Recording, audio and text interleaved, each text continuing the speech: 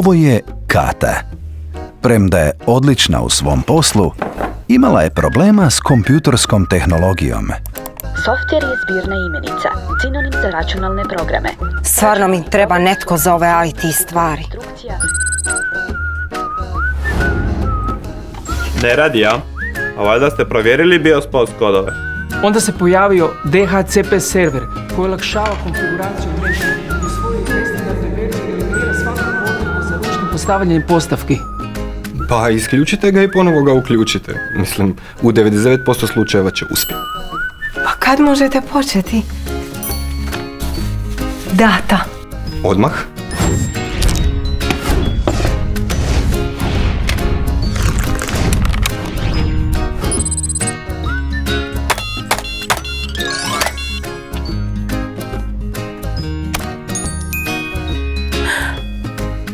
Kata i data.